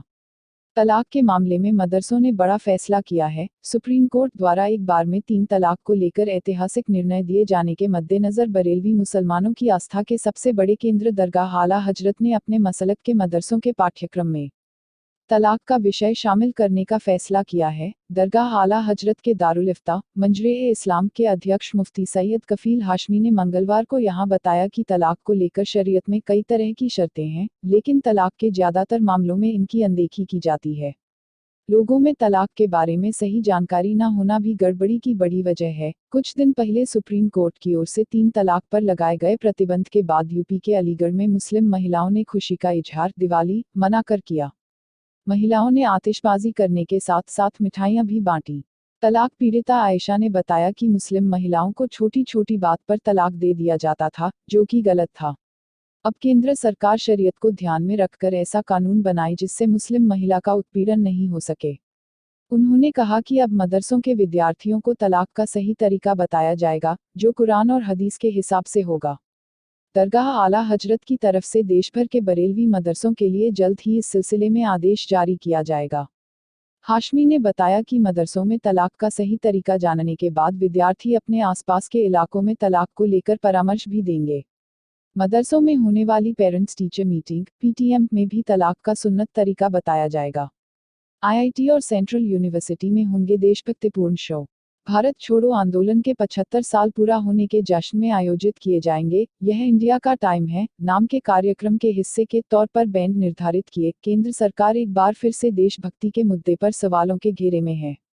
दरअसल केंद्रीय मानव संसाधन विकास मंत्रालय ने निर्णय लिया है कि देश के आईआईटी और सेंट्रल यूनिवर्सिटी में जल्द ही देशभक्ति के रॉक बैंड शुरू होंगे। छात्रों को बहुत जल्द कैंपस में देशभक्ति से भरे गीत संगीत पर झूमने का मौका मिलेगा। मंत्रालय ने इन संस्थानों से म्यूजिक बैंड्स की मेजबानी करने को कहा है, जो वहां देशभक्तिपूर्ण कार्यक्रम ऑर्गेनाइज करेंगे। यह इंडिया का टाइम है नाम के कार्यक्रम के हिस्से के तौर पर सरकार ने कुछ खास बैंड निर्धारित किए हैं, जो देश भर के कैंपस में जाकर देशभक्तिपूर्ण कार्यक्रम प्रस्तुत करेंगे। यह प्रस्तुति खासकर बॉलीवुड के गानों पर होगी। एक वरिष्ठ अधिकारी ने बताया, एक निजी मनोरंजन संस्था को यह काम दिया गया है, जिसने 1 दर्जन के करीब रॉक बैंड की पहचान की है। वहीं इन कार्यक्रमों को अगले महीने कई संस्थानों में प्रस्तुत करने की योजना बनाई गई है। ये कार्यक्रम भारत की स्वतंत्रता के 70 साल और भारत छोड़ो आंदोलन के 75 साल पूरा होने के जश्न में आयोजित किए जाएंगे। गोरखपुर हादसा, एसटीएफ ने मेडिकल कॉलेज के निलंबित प्रिंसिपल पत्नी सहित हिरासत में लिया। गोरखपुर के बीआरडी मेडिकल कॉलेज के अस्पताल में पिछले दिनों ऑक्सीजन की कमी से 30 बच्चों की मौत के मामले में एसटीएफ ने मंगलवार को बड़ी कार्रवाई की। एसटीएफ ने मेडिकल कॉलेज के निलंबित प्रिंसिपल डॉक्टर राजीव मिश्रा और उनकी पत्नी पूर्णिमा शुक्ला को हिरासत में ले लिया। पूर्णिमा पर पति के कामकाज में हस्तक्षेप का ऑक्सीजन वेंडरों से रिश्वत वसूलने का आरोप है। उप्र के पुलिस के आईजी विजय सिंह मीना ने बताया कि दोनों आरोपी कानपुर में छिपे हुए थे। दोनों को एसटीएफ ने हिरासत में लिया है। उन्हें अदालत में पेश किया जाएगा और पुलिस हिरासत में सौंपने की मांग की जाएगी। अदालत से आदेश मिलते ही दोनों को गिरफ्तार कर लिया जाए। गोरखपुर के बीआरडी मेडिकल कॉलेज में अगस्त के दूसरे हफ्ते में 6 दिनों में 63 लोगों की मौत हो गई थी। 10 और 11 अगस्त को 30 बच्चों की मौत ऑक्सीजन की आपूर्ति रोक दिए जाने से हो गई थी। इस घटना के बाद चिकित्सा शिक्षा महानिदेशक के गुप्ता ने लखनऊ में 23 अगस्त को 7 लोगों के खिलाफ प्राथमिकी दर्ज कराई थी, जिनमें प्रिंसिपल और उनकी पत्नी के नाम भी शामिल हैं। प्रिंसिपल और उनकी पत्नी कई दिनों से कानपुर में एक अधिवक्ता के घर पर ठहरे थे, लेकिन पुलिस ने सर्विलांस की मदद से दोनों को ढूंढ निकाला। प्रिंसिपल की पत्नी पूर्णिमा शुक्ला गोरखपुर की सीनियर होम्योपैथिक मेडिकल ऑफिसर के पद पर थी। पति पत्नी दोनों ऑक्सीजन कांड के बाद से फरार थे। दोनों को पकड़कर लखनऊ ले जाया गया है। गौरतलब है कि यूपी के डीजी हेल्थ के गुप्ता की तरफ से इस मामले में पुलिस को तहरीर दी गई थी। इस फर्म में ऑक्सीजन सप्लाई प्रभावित होने का भी जिक्र है। एफआईआर में मेडिकल कॉलेज के पूर्व प्रिंसिपल डॉक्टर राजीव मिश्रा, उनकी पत्नी डॉक्टर पूर्णिमा शुक्ला, डॉक्टर कफील खान, डॉक्टर सतीश समेत कुल 9 लोगों पर 7 धाराओं में केस दर्ज किया गया है। मुंबई में मूसलाधार मुसीबत, आज बंद रहेंगे स्कूल कॉलेज। 3 दिन से लगातार हो रही बारिश से मुंबई बेहाल है। बाढ़ और बारिश के बीच यहां विक्रोली के वर्षा नगर इलाके में 2 मंजिला इमारत ढह गई। इस हादसे में 2 की मौत हो गई और एक बुरी तरह से घायल है। घायलों को राजावाड़ी अस्पताल में भर्ती करा दिया गया है। मंगलवार को 9 घंटे में 298 मिलीमीटर बारिश हुई, यानी करीब 30 या तकरीबन 12 इंच। शहर के कई इलाकों में पानी भर गया। इसका असर ट्रेन और रोड ट्रैफिक पर पड़ा। कई इलाकों में लोकल ट्रेन नहीं चली। लो विजिबिलिटी की वजह से छत्रपति शिवाजी इंटरनेशनल एयरपोर्ट पर फ्लाइट ऑपरेशन को कुछ वक्त के लिए रोकना पड़ा। उधर महाराष्ट्र सरकार ने सभी ऑफिसेज को जल्द छुट्टी का आदेश दिया। बुधवार को स्कूल और कॉलेज बंद रहेंगे। वेदर डिपार्टमेंट का कहना है कि अगले 24 घंटे में मुंबई में भारी बारिश हो सकती है। ऐसे हालात को देखते हुए कहा जा रहा है कि मुंबई में 2005 जैसे हालात हैं। लेकिन मौसम विभाग के डायरेक्टर जनरल के रमेश ने इससे इनकार किया। नरेंद्र मोदी ने ट्वीट कर लोगों से सुरक्षित जगह पर रहने और जरूरी एहतियात बरतने की अपील की। मायानगरी मुंबई पर मूसलाधार मुसीबत टूट पड़ी है। ऐसी मुसीबत जिसने जुलाई 2005 की भयावह यादें ताज़ा कर दी। मंगलवार सुबह से हुई तेज बारिश में सड़कें तो जैसे समंदर बन गईं। गाड़ियां फंस गईं, रेलवे ट्रैक पानी में डूब गए और फ्लाइटें देरी से चलने लगी। सूर्यनगर में एक इमारत गिरने से 2 लोगों की मौत हो गई, जबकि एक जगह भूस्खलन से एक मौत हुई है। 2 लोग घायल हैं। 29 अगस्त 2017 को जारी आंकड़ों के मुताबिक सुबह 8 बजे से दोपहर 3 बजे तक 105 मिलीमीटर बारिश रिकॉर्ड की गई। गोरखपुर मेडिकल कॉलेज 48 घंटे में 42 बच्चों की मौत। बीआरडी मेडिकल कॉलेज में बच्चों की मौतों का सिलसिला थमने का नाम नहीं ले रहा है। ऑक्सीजन की कमी से दर्जनों बच्चों की मौत का मामला अभी ठंडा भी नहीं पड़ा है कि बीते 48 घंटों में 42 बच्चों की मौत होने के मामले मंगलवार को सामने आए हैं। हालांकि बीआरडी मेडिकल कॉलेज के प्रिंसिपल डॉक्टर पीके सिंह इसे सामान्य मौत बता रहे हैं। उन्होंने बताया कि इनमें से सिर्फ 7 बच्चों की मौत इंसेफ्लाइटिस से हुई है। डॉक्टर पीके सिंह ने बताया, 27 अगस्त की रात 12 बजे तक 17 बच्चों की, जबकि 28 अगस्त को 25 बच्चों की मौत हुई है। उन्होंने कहा, 27 अगस्त की रात 1-2 बजे तक जो मौतें हुई हैं उनमें से 6 एनआईसीयू में हुई हैं। वहीं 11 मौतें पीआईसीयू में हुई हैं। कुल भर्ती मरीजों की संख्या 27 अगस्त को 342 रही है। वहीं 28 अगस्त को एनआईसीयू में 10 और पीआईसीयू में 15 मौतें हुई हैं। इन 15 में 7 की मौत इंसेफ्लाइटिस से हुई है। 48 घंटे में इंसेफ्लाइटिस से मरने वाले बच्चों की संख्या मात्र 7 है। गोरखपुर हादसा, अगस्त में 290 बच्चों ने तोड़ा दम, प्रिंसिपल ने कहा सामान्य मौत। गोरखपुर स्थित बाबा राघवदास मेडिकल कॉलेज में इस महीने अब तक 290 बच्चों की मौत हो चुकी है। आधिकारिक सूत्रों के अनुसार पिछले रविवार और सोमवार को नवजात सघन चिकित्सा कक्ष एनआईसीयू में 26 तथा इंसेफेलाइटिस वार्ड में 11 समेत कुल 37 बच्चों की मृत्यु हुई है। मेडिकल कॉलेज के प्राचार्य डॉक्टर पी.के. सिंह ने बताया कि इस साल अब तक इंसेफेलाइटिस एनआईसीयू और सामान्य चिल्ड्रेन वार्ड में कुल 1250 बच्चों की मौत हो चुकी है। इस माह 28 अगस्त तक एनआईसीयू में 213 और इंसेफेलाइटिस वार्ड में 77 समेत कुल 290 बच्चे मरे हैं। डॉक्टर सिंह के मुताबिक बीआरडी मेडिकल कॉलेज में यूपी के अलावा बिहार और नेपाल बॉर्डर के आसपास के सीरियस मरीज आते हैं। इस समय अस्पताल में अलग अलग बीमारियों से पीड़ित बच्चे आ रहे हैं। इसी वजह से मौत का आंकड़ा बढ़ा है। हॉस्पिटल में उनके पास कुल 344 बेड हैं, जो पूरे भरे हुए हैं। मौजूदा वक्त में यहाँ क्रिटिकल कंडीशन में बच्चे आ रहे हैं, जो आधे या 1 घंटे ही सर्वाइव कर रहे हैं। जुलाई, अगस्त और सितंबर में यह आंकड़ा हर साल इसी तरह से रहता है। ऑक्सीजन के सवाल पर डॉक्टर सिंह ने कहा, ऑक्सीजन और दवाएं पर्याप्त मात्रा में उपलब्ध हैं। 48 घंटे में 42 बच्चों की मौत सामान्य है। सीएम योगी बोले, लोग चाहते हैं बच्चों का पालन भी सरकार करे। गोरखपुर के बीआरडी अस्पताल में हो रही बच्चों की मौत के बीच यूपी के मुख्यमंत्री योगी आदित्यनाथ ने हैरान करने वाला बयान दिया है। उन्होंने कहा है, मुझे लगता है कहीं ऐसा न हो कि लोग अपने बच्चे 2 साल के होते ही सरकार के भरोसे छोड़ दें, सरकार उनका पालन पोषण करे। इतना ही नहीं, योगी आदित्यनाथ ने नागरिकों की जिम्मेदारी को लेकर भी टिप्पणी की। उन्होंने कहा, मीडिया कहती है कि उस जगह कूड़ा पड़ा है। हम लोग मानते हैं, सरकार की जिम्मेदारी है, लगता है लोग सारी जिम्मेदारियों से मुक्त हो गए। योगी आदित्यनाथ ने स्टार्टअप कार्यक्रम के दौरान ये बात कही। योगी आदित्यनाथ का ये बयान उस वक्त आया है, जब गोरखपुर के बीआरडी अस्पताल में बच्चों की मौत को लेकर लगातार उनकी सरकार पर सवाल उठ रहे हैं।